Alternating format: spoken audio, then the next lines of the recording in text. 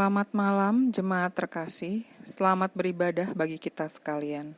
Bersyukur hari ini kita masih diberi kesempatan untuk menikmati persekutuan bersama Kristus melalui kehidupan persekutuan yang membawa berkat bagi kita semua.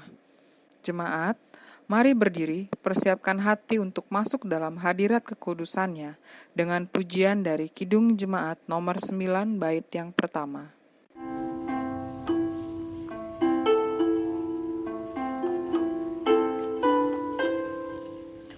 Puji hai jiwaku, puji Tuhan, selagi ada nafasmu. Allahku patutlah ku agungkan sepanjang umur hidupku.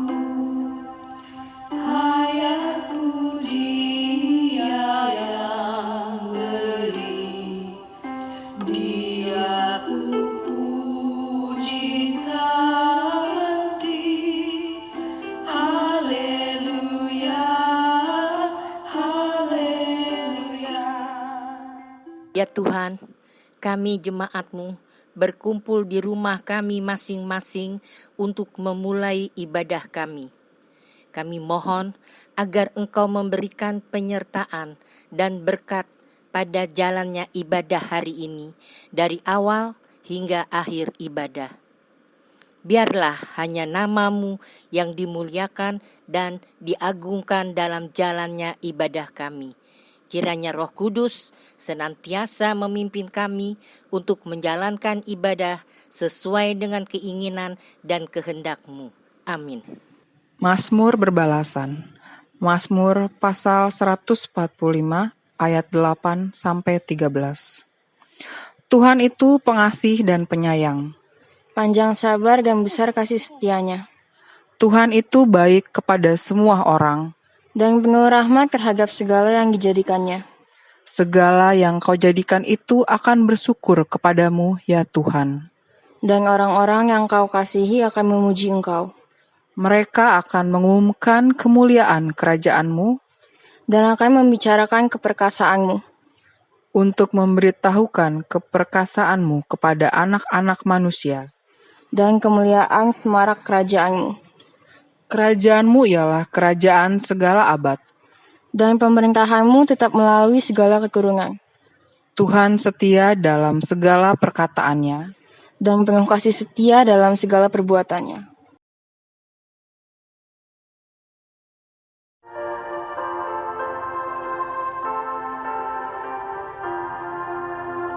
Tuhan ajarkanlah kehendak-Mu, nyatakan jalan-Mu dan firman-Mu. Ku serahkan hidupku pada bimbingan-Mu, dekatkan diriku kepadamu. Bapak Ibu Saudara, mari kita berdoa. Ya Tuhan, bukalah pendengaran, pikiran, dan hati kami, dan terangilah dengan Roh Kudus-Mu, sehingga kami mampu mendengar kebenaran dan memahami kehendak-Mu di dalam firman yang dibacakan dan diberitakan, sehingga oleh tuntunan Roh Kudus-Mu juga kami dapat mewujudkannya dalam kehidupan setiap hari. Amin. Marilah berdiri untuk mendengar firman Tuhan yang dibacakan dari Alkitab. Kitab Ibrani pasal 4 ayat 14-15 yang menyatakan, Yesus sebagai imam besar. Karena kita sekarang mempunyai imam besar agung yang telah melintasi semua langit, yaitu Yesus, Anak Allah, baiklah kita teguh berpegang pada pengakuan iman kita. Sebab imam besar yang kita punya bukanlah imam besar yang tidak dapat turut merasakan kelemahan-kelemahan kita. Sebaliknya, sama dengan kita, ia telah dicobai, hanya tidak berbuat dosa. Demikian pembacaan Alkitab. Berbahagialah setiap orang yang mendengar firman Tuhan dan yang melakukannya. Terpujilah Tuhan Yesus. Haleluya.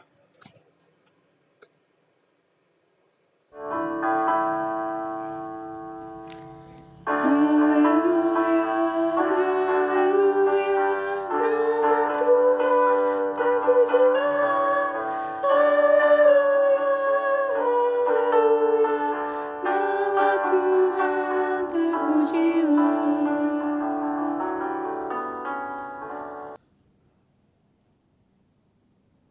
Saudara-saudara yang dikasihi dan yang mengasihi Tuhan Yesus Kristus, apa kabar Bapak Ibu Saudara yang di rumah?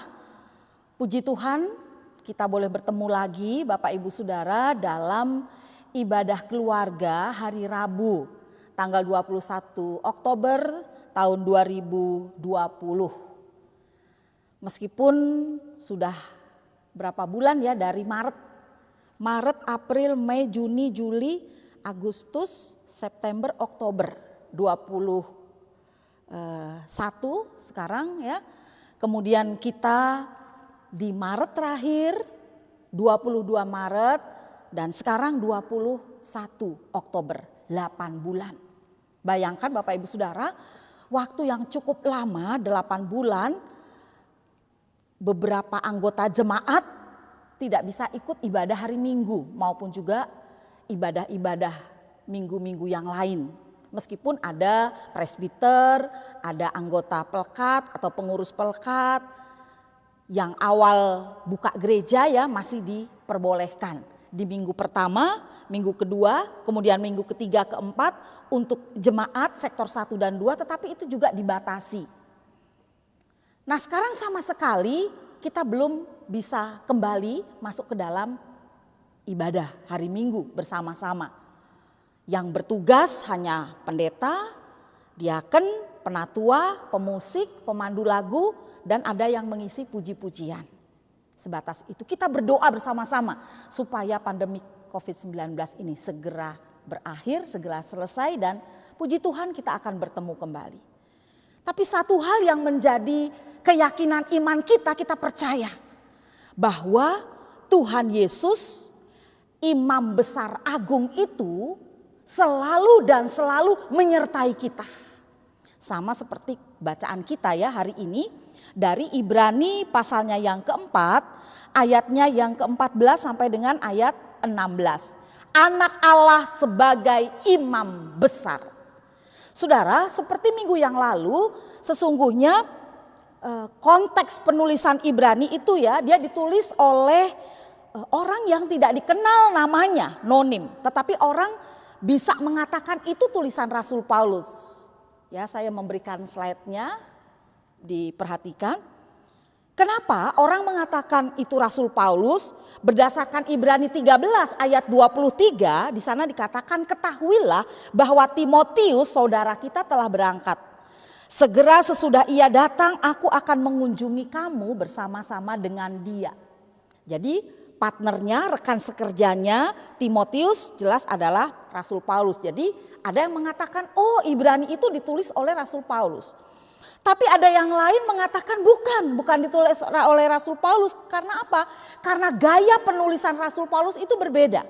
Coba kalau Bapak Ibu Saudara lihat di dalam surat-surat tulisan Rasul Paulus itu selalu diawali dengan salam. Ya, salam lalu kemudian ada isinya, lalu kemudian terakhir penutup. Tetapi di dalam kitab Ibrani ini tidak dituliskan salamnya sehingga orang mengatakan bukan dari Paulus. Kita tidak mempermasalahkan saudara-saudara apakah Paulus atau bukan, tetapi ada ternyata seseorang yang memang di dalam Ibrani ini dia tidak mencantumkan identitas penulisnya. Tetapi dia mengedepankan siapa itu Tuhan Yesus.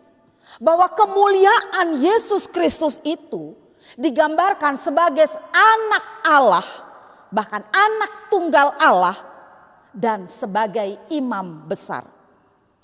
Waktu penulisannya mungkin saja ya sebelum tahun 70 di mana Yerusalem jatuh ke tangan Roma kemudian dihancurkan karena tidak dicatat ataupun juga tidak disinggung secara jelas di dalam kitab Ibrani ini. Surat Ibrani ini berisi teguran, berisi nasihat. Kemudian juga ditujukan kepada orang Ibrani ataupun juga orang yang baru percaya kepada Yesus. Jadi boleh dikatakan orang Kristen baru, OKB. Juga ditulis untuk apa? Untuk menguatkan iman percaya orang-orang Yahudi pada saat itu kepada siapa? Kepada Yesus Kristus. Bahwa Yesus Kristus itu dikatakan dia lebih tinggi dari malaikat. Bahkan dikatakan lebih tinggi dari semua ciptaan Tuhan yang lain. Mari kita lihat Ibrani 4 ayat 14. Di slide-nya ada. Karena kita sekarang mempunyai imam besar agung yang telah melintasi semua langit, yaitu Yesus anak Allah. Baiklah kita teguh berpegang pada pengakuan iman kita. Saudara-saudara, jelas dikatakan di ayat 14 ini bagaimana Yesus pada saat itu digambarkan sebagai imam besar. Dan kita tahu jabatan imam selain Yesus juga ada imam-imam yang lain. Dan ada imam, kemudian juga ada nabi. Nah, imam dan nabi itu berbeda, saudara-saudara. Kalau imam itu dia datang, dia ada, dia di depan umat di dalam bait Allah, lalu membawa permohonan umat itu kepada siapa? Kepada Tuhan dalam ibadah itu. Tetapi kalau nabi, ya dia membawa suara dari Tuhan. Jadi Tuhan berfirman. Kita lihat misalnya seperti Nabi Musa atau nabi-nabi yang lain. Dan apa yang didengar, apa yang diterima dari Tuhan itu kemudian disampaikan kepada umat. Tetapi kalau imam itu tidak seperti itu. Imam itu adalah fungsinya dia mempersembahkan korban bakaran, ya memimpin ibadah. Dia berada di tempat yang maha kudus, tempat yang ada di Maha suci yang tidak bisa disentuh, yang tidak bisa sembarangan orang masuk.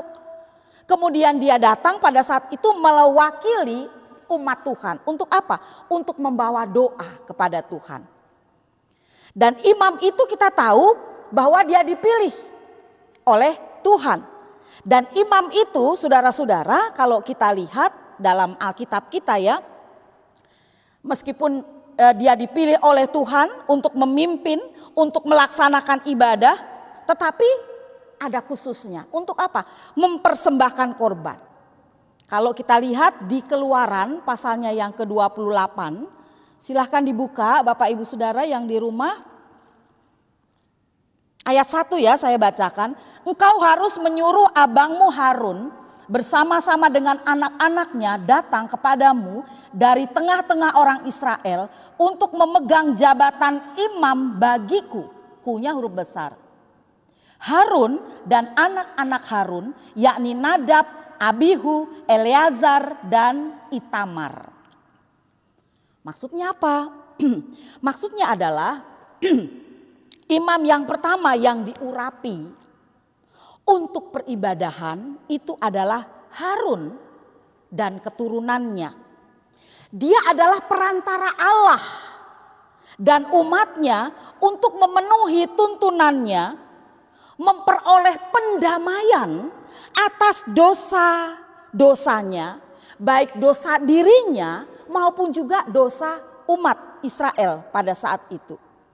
Di zaman Musa, imam melaksanakan tugasnya di kemah pertemuan. Di zaman Salomo, peribadahan itu berpindah dari kemah pertemuan kemudian ke bait suci. Di mana tabut perjanjian itu saudara-saudara dibawa ke ruang maha kudus.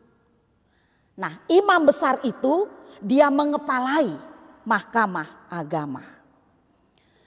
Dalam teks kita ini kita melihat yang dimaksudkan bahwa imam besar itu bahkan dinyatakan dalam kitab Ibrani itu bahwa Yesus dia adalah anak Allah, dia itu adalah imam besar agung. Kita kembali ke dalam bacaan kita. Ibrani 4 ayatnya yang ke-14 sampai dengan ayatnya yang ke-16. Nah saudara-saudara yang dikasih Allah dalam Tuhan Yesus Kristus, kalau begitu dia adalah imam besar agung, dia imam besar yang berbeda dengan imam-imam yang lain. Berbeda dengan imam tadi Harun ya, beda. Karena apa? Kita lihat ayat 15. Ibrani 4 ayat 15. Sebab imam besar yang kita punya bukanlah imam besar yang tidak dapat turut merasakan kelemahan-kelemahan kita. Sebaliknya sama dengan kita. Dia telah dicobai, hanya tidak berbuat dosa. Ayat 16, sebab itu marilah kita dengan penuh keberanian menghampiri tahta kasih karunia supaya kita menerima rahmat dan menemukan kasih karunia untuk mendapat pertolongan kita pada waktunya. 14, 15, 16 itu berurutan. Yang mau mengatakan satu judul di Sabda Gunadharma bahwa dialah anak Allah, Yesus Kristus sebagai imam besar. Jadi pesannya apa buat kita saudara-saudara? Pesannya yang pertama, bahwa Yesus yang adalah imam besar itu, dia dapat memahami keadaan kita. Dia dapat memahami kondisi kita. Kondisi saudara dan juga kondisi saya seperti apa dalam keterpurukan kita, dalam pergumulan kita, sakit dan penyakit kita, kelemahan tubuh kita, kehilangan pekerjaan, jauh dari anak-anak, ya, rasa kangen, rasa rindu. Ingin berjumpa tapi dibatasi oleh pandemik seperti ini, saudara-saudara. Jauh. Harus tes rapid dulu, ya, kalau mau naik pesawat dari Jakarta, Surabaya misalnya, atau ke Bandung atau kemana. Anak kita mau datang atau kita mau datang menjumpai anak kita, atau anak kita mau menjumpai kita, orang tua kita. Sebagai orang tua berbeda. Kalau dulu oke, langsung berangkat. Kalau sekarang kalau mau naik pesawat harus tes rapid dulu. Kondisinya seperti itu. Dia mengerti kita, dia memahami kita. Oleh karenanya catatan yang pertama ini mengajak kita bagaimana ketika dia benar-benar mengerti keadaan dan kondisi kita. Yakinlah, yakin Bapak Ibu Saudara, dia tidak pernah meninggalkan kita. Kemudian pesan yang kedua adalah bahwa Yesus yang adalah imam besar itu, imam besar yang agung itu, yang menyelamatkan kita manusia. Imam besar, imam-imam yang lain, saudara-saudara, sama menyampaikan permohonan umatnya kepada Tuhan. Imam-imam yang lain juga bisa merasakan apa yang dirasakan oleh orang pada umumnya. Karena apa? Karena dia juga manusia. Tetapi imam besar yang ini, meskipun dia bisa merasakan apa yang kita rasakan. Kita sedih, kita bahagia, kita berduka cita, kita menangis. Kita kesusahan, kita happy, begitu ya, sebagai manusia.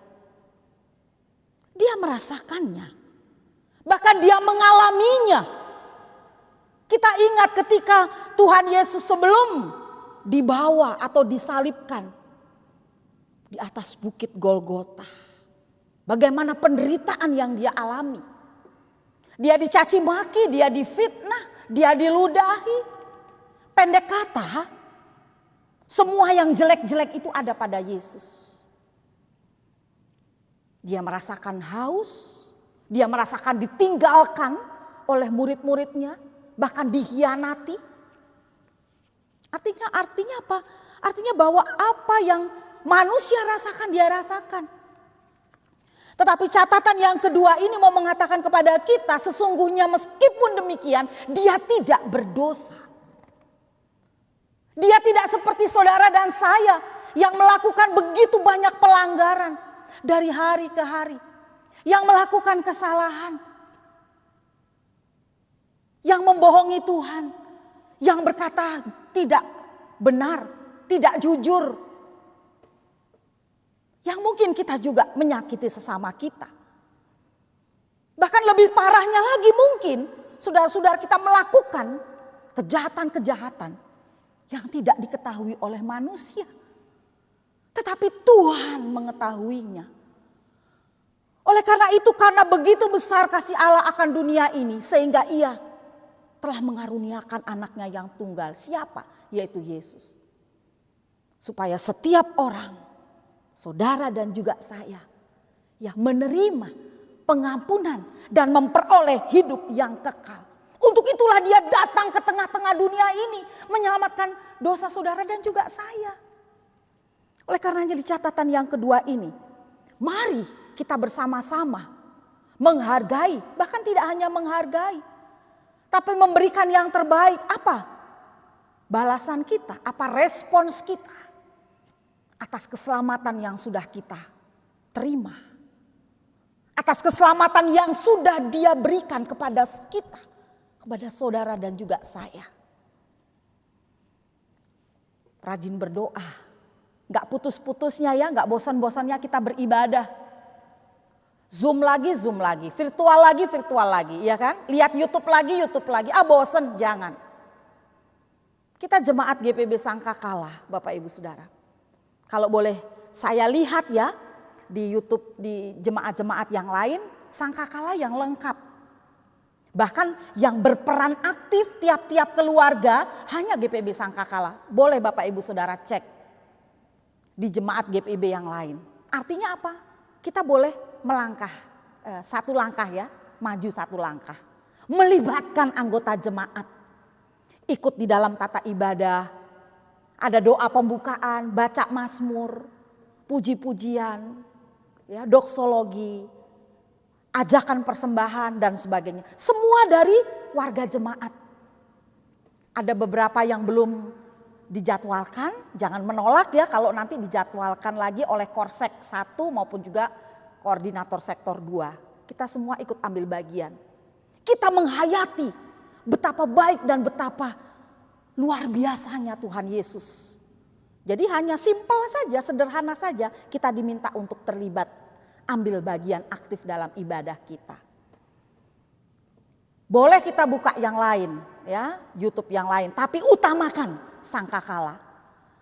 GP-GP kita ikut dalam tim multimedia. Mereka juga awal-awalnya baru belajar kan, kita semua baru belajar. Kita gaptek. Ya, tapi kita mau belajar untuk Tuhan. Jadi maksud saya ketika kita menyadari Dia sudah menyelamatkan kita, betapa besar pengorbanan yang Dia berikan pada kita, maka kita juga harus meresponnya dengan ucapan syukur, puji-pujian, penuh sukacita lewat peribadahan kita. Yang ketiga, terakhir, Yesus adalah imam besar agung yang menjadi pengantara kita. Dia pengantara kita. Kita berdoa dalam nama Bapa, anaknya yang tunggal yaitu Tuhan Yesus Kristus dengan perantaraan Roh Kudus. Ketiga yang esa, Allah Bapa, Anak dan Roh Kudus. Dan Yesus sebagai imam besar itulah yang menyatukan kita, Bapak Ibu Saudara. Doa kita sampai kepada Allah Bapa. Ketika kita benar-benar menyampaikannya atau bahkan juga mengatakannya di dalam nama anaknya yang tunggal, Tuhan kita Yesus Kristus. Saudara-saudara yang dikasih Allah di dalam Tuhan kita Yesus Kristus, sebagai perantara Dia membawa Allah kepada manusia dan mewakili manusia di hadapan Tuhan. Itu sebabnya kita tidak perlu takut datang di hadapan Tuhan, saudara, untuk memohon kemurahan-Nya. Imam besar perjanjian lama yang terutama adalah mewakili bangsa Israel untuk menyembah Tuhan dan membawa korban dari mereka untuk dipersembahkan juga kepada Tuhan. Setahun sekali imam besar itu harus membawa kurban persembahan bangsa Israel masuk ke tempat Maha Kudus. Ku masuk ruang Maha Kudus dengan darah anak domba. Darah anak domba Allah. Siapa? Tuhan Yesus. Untuk mengakui dosa-dosa umat. Untuk mengakui dosa-dosa mereka. Dan imam besar harus mempersiapkan diri mereka. Ketika mereka akan masuk ke tempat yang Maha Kudus itu. Kalau tidak, dia tidak akan berkenan kepada Tuhan. Karena itu keberadaan imam besar adalah untuk sebagai perantara umat dengan Tuhannya. Kini Tuhan Yesus menjadi perantara antara saya, antara saudara dengan Tuhan. Dia yang berkuasa, dia yang mampu untuk mengampuni dosa-dosa kita dan menyelamatkan kita. Sehingga membuat hidup kita menjadi berarti. Oleh sebab itu, datanglah hanya pada Yesus dengan membawa setiap persoalan, dengan membawa setiap pergumulan, dengan membawa setiap kesedihan, dengan membawa setiap luka-luka batin yang kita rasakan, kepedihan-kepedihan yang kita rasakan. Apapun yang akan kita bawa, bawalah pada Tuhan. Kalau kita menyampaikan pada orang lain tidak apa-apa. Ya, misalnya kita mau menyampaikan mungkin ke pendeta, ke diakan penatua yang kita percaya, yang mulutnya enggak ember gitu misalnya ya, yang enggak menceritakan apa yang ingin kita sampaikan, enggak apa-apa. Tapi kalau orang yang kita percaya itu ternyata malah menceritakan kita, menelanjangi kita di hadapan orang-orang, cerita sana cerita sini, percuma. Percuma Bapak Ibu Saudara. Tetapi kalau kita menyampaikan semua keluh kesah pergumulan kita, keluarga kita, rumah tangga kita, mungkin suami kita, istri kita atau anak-anak kita hanya kepada Tuhan Yesus. Dijamin Bapak Ibu Saudara, dijamin gak bocor kemana-mana. Bahkan ketika kita sudah menyampaikannya kepada Tuhan Yesus, kita menjadi tenang. Kita menjadi tenang. Karena Tuhan Yesus sendiri kan juga menawarkan, marilah kepadaku semua yang letih lesu dan berbeban berat, aku akan memberikan kelegaan kepadamu. Itu yang dia janjikan. Jadi jangan takut-takut, jangan sungkan-sungkan. Bawalah semua dan setiap pergumulan Bapak Ibu Saudara dan juga saya hanya kepada Tuhan. Itu artinya apa? Artinya kita diajak untuk tetap terus menerus secara intens membangun hubungan yang indah dan hubungan yang baik dengan Tuhan kita Yesus Kristus yang adalah Imam Besar Agung. Amin.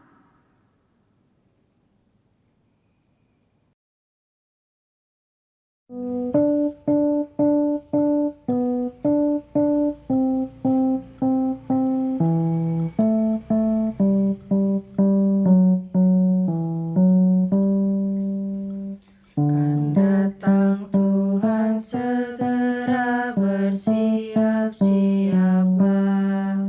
Datangnya dari sorga terang, bersiap-siaplah. Sang kebenaran Dialah yang memberkati umatnya.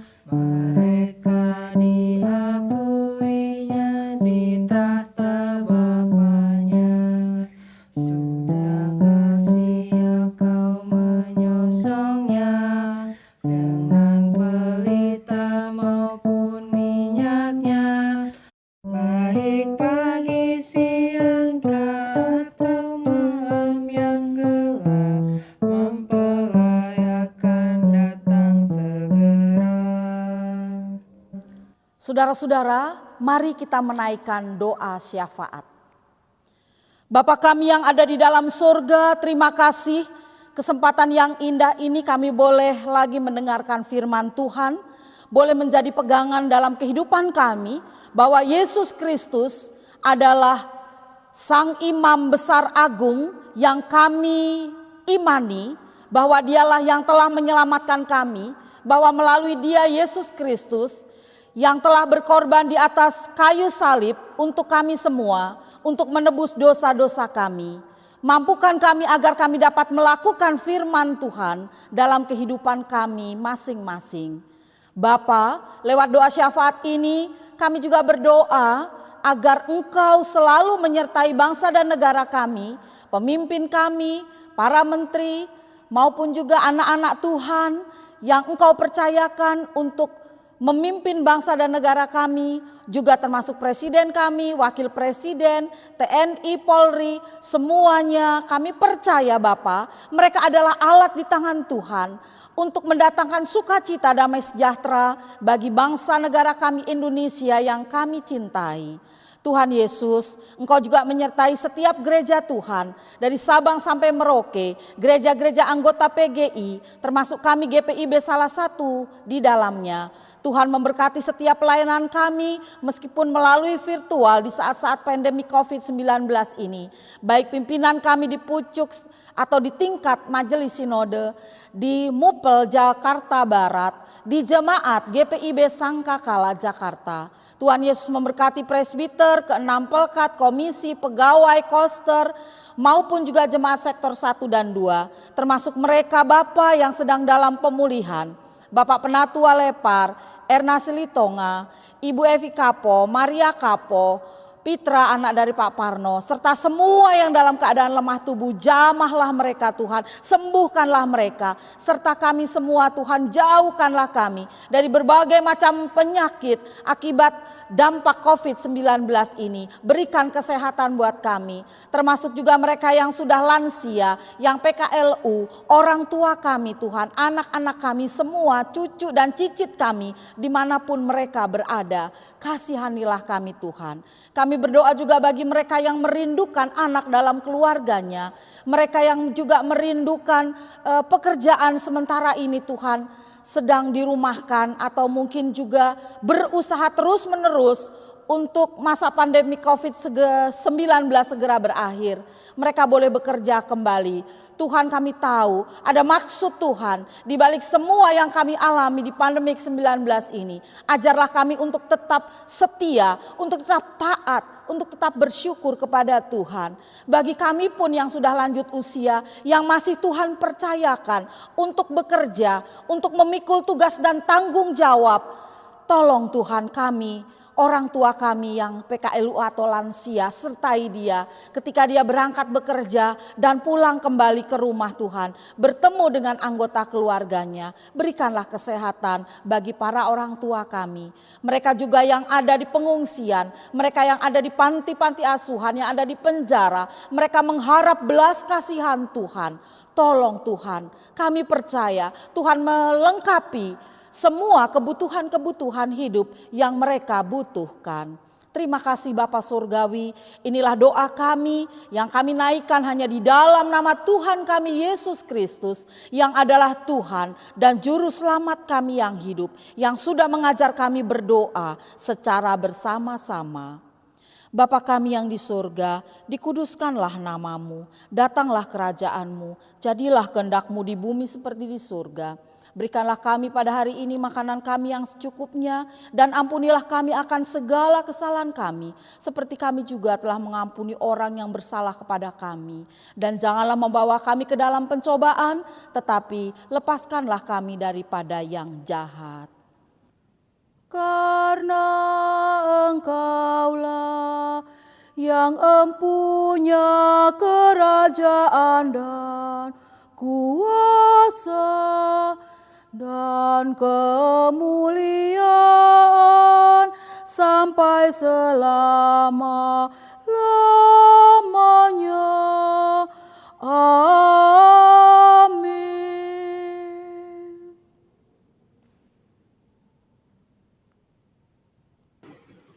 Pengucapan syukur.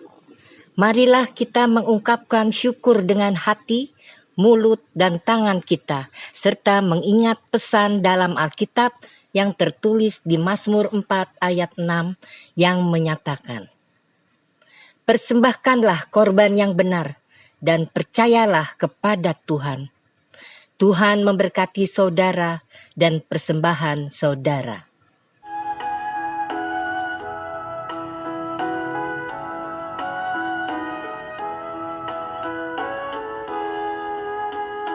Tuhan pencipta semesta, Kaulah yang maha mulia. Sungguh besar karunia yang kau beri.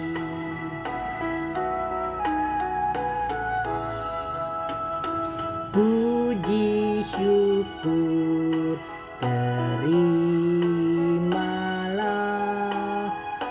atas berkat anugerah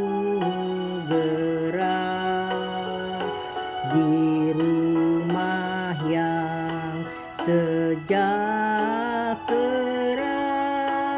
yang kau beri. Ya Tuhan, kami bersyukur karena Engkau telah memberi kami kesempatan beribadah hari ini. Dalam ibadah ini, kami juga telah memberikan korban persembahan. Kiranya Engkau memberkati apa yang telah kami berikan, dan kiranya persembahan ini berkenan di hadapan-Mu, juga berguna untuk pelayanan kasih-Mu. Amin. Saudara-saudara, jadikanlah Tuhan kita Yesus Kristus, Sang Imam Besar Agung itu dalam kehidupan kita, serta percayalah, Dia selalu dan akan tetap menyertai kita hari ini, besok, kekal sampai selama-lamanya.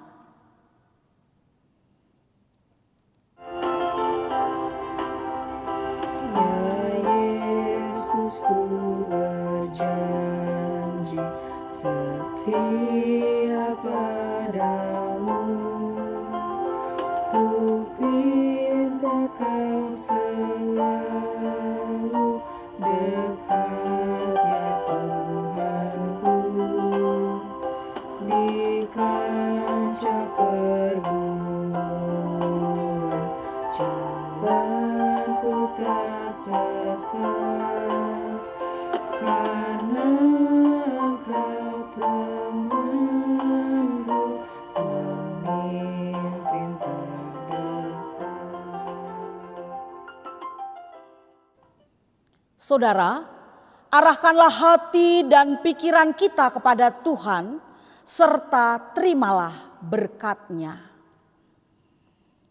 Tuhan memberkati engkau dan melindungi engkau. Tuhan menyinari engkau dengan wajah-Nya dan memberi engkau kasih karunia.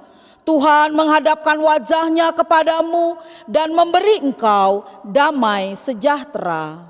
Amin.